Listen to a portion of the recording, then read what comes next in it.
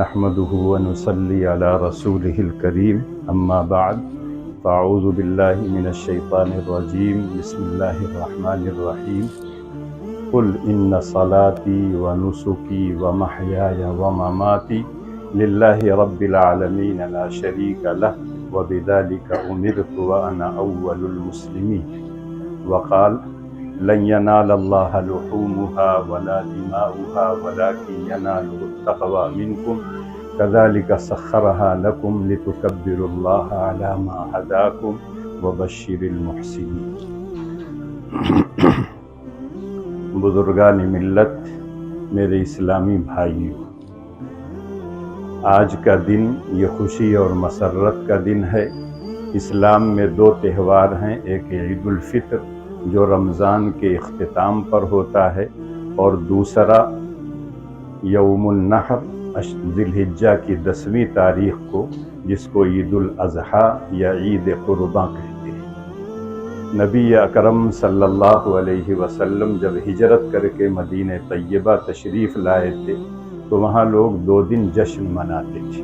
اللہ کے رسول صلی اللہ علیہ وسلم نے ان سے پوچھا تو انہوں نے کہا ہم اپنے باپ دادا کے زمانے سے ان 2 دنوں میں خوشیاں مناتے ہیں۔ تو اللہ کے رسول صلی اللہ علیہ وسلم نے ان سے کہا تھا کہ اس کے بدلے اللہ نے تم کو 2 دن عطا کیے ہیں جو اس سے بہتر ہے، ایک عید الفطر اور ایک عید الاضحیٰ۔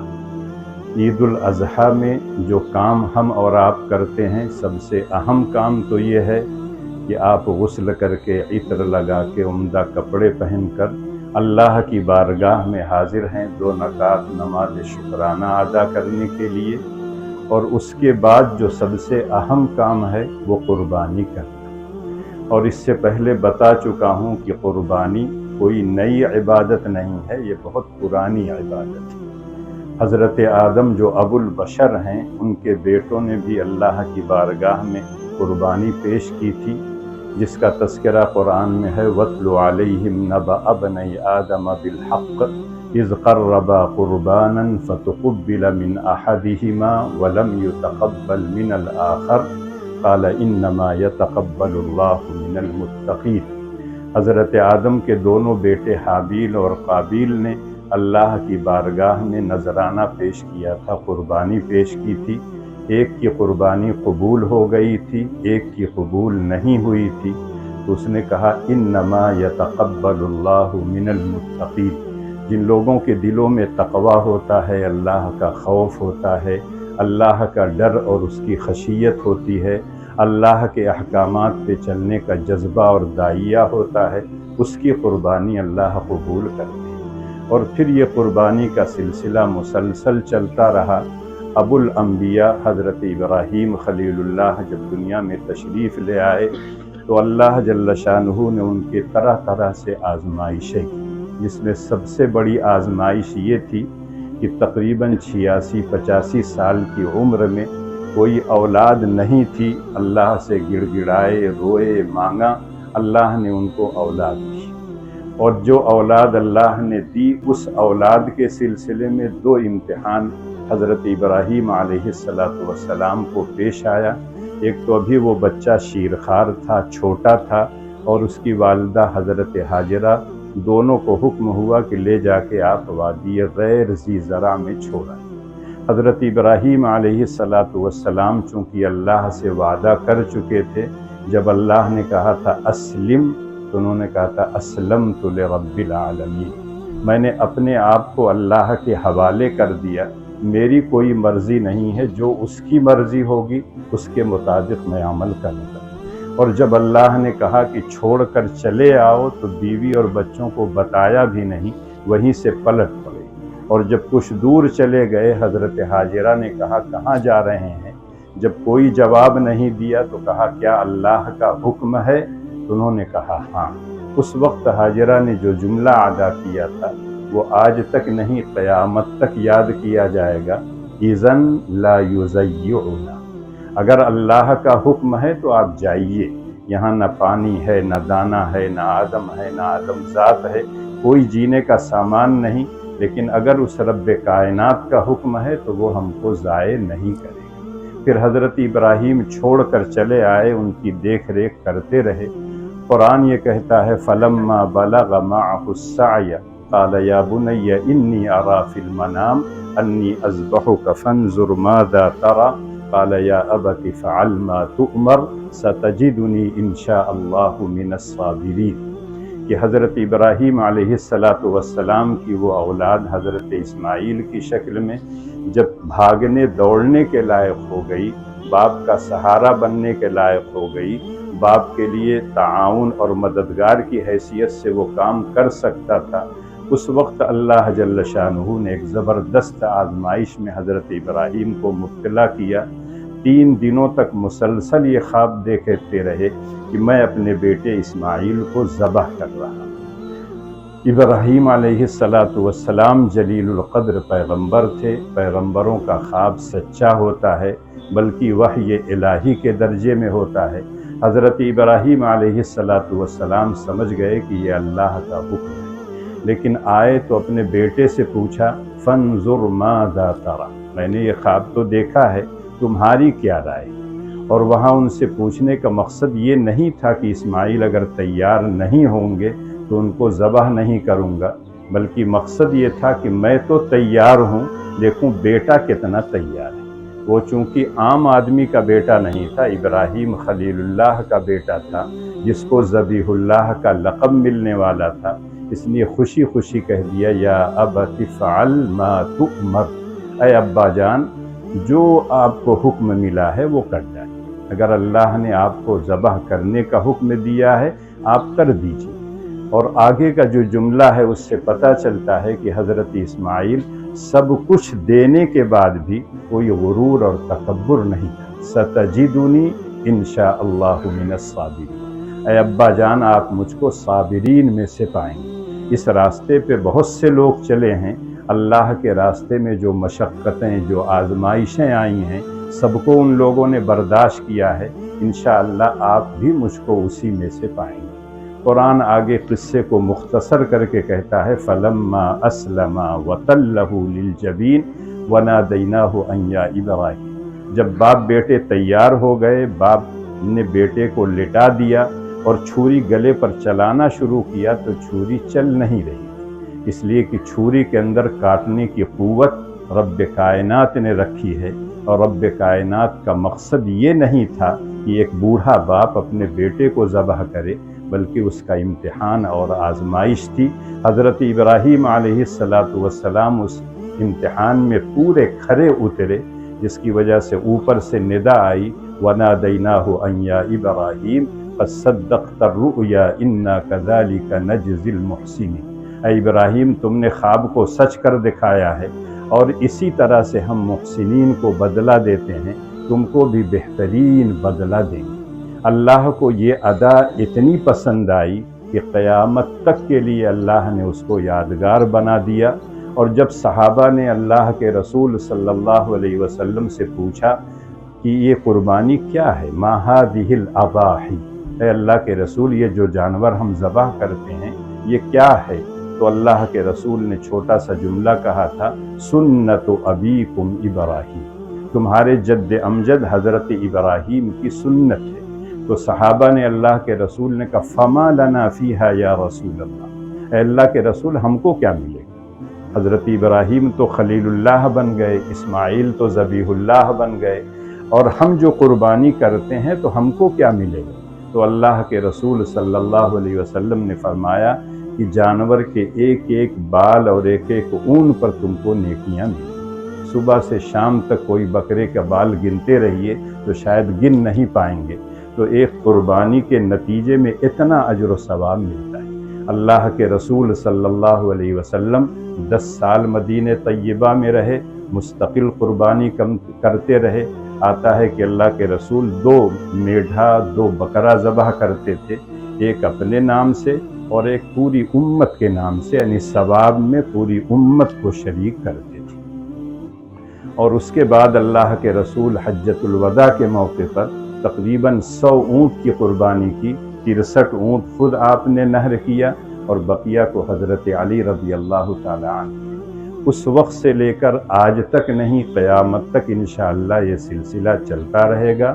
قربانی ایک عبادت ہے، جیسے نماز اللہ کے لیے پڑھی جاتی ہے، روزہ اللہ کے لیے رکھا جاتا ہے، حج اور زکوٰۃ انسان اللہ کی خوشنودی کے لیے دیتا ہے، اسی طرح سے قربانی بھی صرف اللہ کے لیے دی جاتی ہے، اللہ کی خوشنودی اور رضا جوئی کے لیے۔ لن ینال اللہ لحومها ولا دماؤها ولکن ینالہ التقوی، اللہ کہتے ہیں قربانی کا نہ تو خون مشتق آتا ہے نہ گوشت آتا ہے، میرے پاس جو آتا ہے تمہارے جذبات آتے ہیں، دل میں جو جذبہ ہے، جو نیت ہے، جو ارادہ ہے، اللہ اس کو جانتا ہے، اس کی بنیاد پر اللہ تعالیٰ اجر و ثواب دیتے ہیں۔ اور یہی وجہ ہے کہ یہ قربانی ایک عبادت کی شکل میں کی جاتی ہے، اس میں دکھاوا نہیں ہوتا، نمائش نہیں ہوتی، کسی کو تکلیف نہیں دی جاتی ہے، اس لیے ہمیشہ مسلمان قربانی کرتے رہے ہیں۔ جس ملک میں ہم رہتے ہیں اس ملک کے کچھ اصول اور ضوابط ہیں، हुकूमत की तरफ से जो उसूल, जो हिदायतें दी गई हैं, उसके मुताबिक हमें कुर्बानी करना चाहिए। जो ममनुआ जानवर है उसकी कुर्बानी बिल्कुल नहीं करना चाहिए। बिला वजह खलफशार हो, इंतशार हो, जो लोग शरपसंद हैं उनको मौका मिल जाए, हमें इस तरह का मौका नहीं देना चाहिए। खुले में जब कुर्बानी नहीं करना चाहिए, बल्कि अंदर हाता हो, घर हो, आप कहीं कुर्बानी कर लीजिए। और जो बाक़ियात और फुजलात हैं, हड्डी वग़ैरह जो और उजड़ी वग़ैरह, वो सब गड्ढा खोद कर गाड़ दीजिए, नमक डाल दीजिए, वो ख़त्म हो जाएगा, किसी तरह की बदबू वग़ैरह नहीं आएगी। गोश्त अगर दोस्त अहबाब के यहाँ भेजते हैं तो एकदम खुला मत ले जाइए दिखाते हुए, उसको ढाक कर ले जाइए, छिपा कर ले जाइए। और जो अफवाहें इधर उधर फैलती हैं उस पर कान नहीं लगाना चाहिए। और यही गाइडलाइन का है, आज की नहीं, ये पहले की है। तो इसलिए हमको और आपको उसका ख्याल करना चाहिए। इंतज़ामिया का ताउन हमको करना चाहिए। त्यौहार है, खुशी और मसर्रत का दिन है, कोई ऐसा काम मत कीजिए कि आपकी खुशी में कोई रोड़ा, कोई रुकावट आ जाए, बल्कि जैसे हम कुर्बानी करते आए हैं उसी तरह से हम कुर्बानी करेंगे इंशाअल्लाह। कुर्बानी करने के बाद अगर आप जानवर छोटा है, आपके घर के अफराद ज़्यादा हैं, तो आप पूरा गोश्त खा सकते हैं। उम्मत मुहम्मदिया को ये इजाज़त है। पहली उम्मतों में था कि कुर्बानी करके बाहर फेंक देते थे, आग आती थी जला देती थी, जला दिया तो कुर्बानी मकबूल, नहीं जलाया तो कुर्बानी मकबूल नहीं। लेकिन ये उम्मत मुस्लिमा की खुसूसियत है कि अल्लाह के रसूल ने कहा खाना चाहो तो खा लो, वरना बेहतर ये है कि 3 हिस्से में तकसीम कर लो, एक अपने लिए, एक दोस्त अहबाब के लिए, एक गरीबों के लिए। व अत्इमुल क़ानिअ वल मुअतर, अल्लाह जल्ल शानुहु ने खुद कहा है, खुद भी खाओ, दूसरों को भी खिलाओ। और गोश्त अगर लाइट वग़ैरह न रहे तो अगर रखने का इंतज़ाम नहीं है तो उसी एतबार से रखिए जितना खा सकते। आमतौर से लोग लालच में रख लेते हैं ज़्यादा, लाइट रहती नहीं, सड़ जाता है तो इधर उधर फेंक देते हैं, और वो ये समझते हैं कि हमारा घर तो साफ़ हो गया, लेकिन जहाँ फेंकेंगे वहाँ की बदबू आपके घर तक हो सकता है ना आए, लेकिन जो लोग करीब में रहते हैं उनके घर तो पहुँचेगी। और जिन लोगों के यहाँ कुर्बानी ना होती हो उनके यहाँ गोश्त मिक़दार में दे दिया कीजिए। ये नहीं कि सबके घर बांटना है 2-2, 3-3 बोटी। और बाद में जो दीजिए जिसको, तो जैसे आप अपने लिए जो चीज़ पसंद करते हैं वही दूसरों के लिए भी पसंद किया जाए। कभी कभी होता है शाम को आपने कुर्बानी किया, रात भर रखे रहे, सुबह को बच्चों से भेज दिया, अब उसमें महक आ जाती है, बदबू आ जाती है। अगर नहीं लेता है तो आपको नाराज़गी होगी कि मैंने भेजा, लिया नहीं। और अगर वो ले लेता है तो खाने के लायक नहीं होता, फेंकना है, फिर वो कहाँ ले जाएगा फेंकने। इसलिए जब कुर्बानी कीजिए, अगर देना हो तो फौरी तौर पर उसके तकसीम का इंतज़ाम कर लीजिए, फ़ौरन भिजवा दीजिए। और अगर कोई ऐसा वक्त है कि नहीं आप भेज सके हैं तो जिसको दे रहे हैं उसको ज़्यादा दे दीजिए, ताकि काम ख़त्म हो जाए, आपका भी और उन लोगों का भी जो आपके पड़ोस में रहते हैं। और हमेशा कहा करता हूँ कि 2 चीज़ों का ख्याल रखा कीजिए, सफाई सुथराई का। खुद इस्लाम कहता है अन-नज़ाफ़तु मिनल ईमान, अत-तुहूरु शत्रुल ईमान। लेकिन आज परेशानी ये है कि मुसलमानों का जब तारुफ़ कराया जाता है कि फ़लाँ मुसलमान का घर कहाँ है, तो कहने चले जाइएगा, जहाँ से बदबू शुरू हो जाएगी वहीं मुसलमान है। अजीब व गरीब, जिस इस्लाम ने सफाई सुथराई पर इतना ज़ोर दिया है कि बचपन से लेकर कब्र में जाने तक सफाई ही सफाई है। नहलाना, धुलाना, इत्र लगाना, ये तमाम के तमाम चीज़ें इस्लाम में ज़रूरी हैं। लेकिन वही इस्लाम के मानने वालों की शनाख्त और तारुफ़ इस तरह से हो, यकीनी तौर पर यह बहुत बुरी बात है, गंदी बात है। हमको और आपको इस्लाम का नुमाइंदा अगर बनना है तो इस्लाम की तालीमात पर हमें अमल करना चाहिए। तो अभी नमाज होगी, नमाज के लिए नियत इस तरह से कीजिए। नियत करता हूँ मैं 2 रकात नमाज ईद उल अज़हा की, माँ 6 ज़ायद तकबीर वाजिब के, इमाम के पीछे, मेरा मुँह काबा शरीफ की तरफ, और उसके बाद अल्लाहु अकबर कहकर बांध लीजिए। इमाम जो है सना पढ़ेगा, सना के बाद 3 तकबीर कहेगा। 2 तकबीरों तक कानों तक हाथ उठाकर छोड़ दीजिए, तीसरी तकबीर में कान तक हाथ उठाइए, उसके बाद बांध लीजिए और फिर इमाम सूरह फातिहा और कोई सूरत या कहीं से आयतें पढ़ेगा। उसके बाद पहली रकात पूरी कर लेगा। दूसरी रकात में इमाम सूरह फातिहा और क़िरात करने के बाद 4 तकबीर कहेगा। 3 तकबीरों में कानों तक हाथ उठाकर छोड़ दीजिए। चौथी तकबीर कहते हुए सजदे में रुकू में चले जाइए और उसके बाद बकिया नमाज पूरी कर दीजिए। नमाज के बाद पूरे खुशू और खुजू के साथ अपने लिए, अपने घर वालों के लिए, औलाद के लिए, रिश्तेदारों के लिए, ख़ानदान के लिए, पूरे मुल्क की उम्मत मुस्लिमा के लिए, सबके लिए दुआ कीजिए। वहीं जिस मुल्क में आप रहते हैं उस मुल्क की अमन व शांति, तहफ़्फ़ुज़ और बक़ा के लिए, जिस मुल्क को संवारने के लिए हमारे आबा और अजदाद ने अपना खून जिगर खर्च किया था, उस खून जिगर से जिस मुल्क को हमने सींचा और संवारा है उसको हम बर्बाद नहीं देखना चाहते। इसलिए हमें पूरा का पूरा इसमें ताउन करना चाहिए। अल्लाह से दुआ भी करना चाहिए कि अल्लाह ताला इस मुल्क को अमन और शांति का गहवारा बनाए। यहाँ जो लोग रहते हैं उनको अमन व सुकून के साथ रहने की हिम्मत और तौफीक इनायत फरमाए। और जो कुछ अल्लाह ताला के लिए हम इबादतें करते हैं, अल्लाह ताला हम सब की इबादतों को कबूल फरमाए।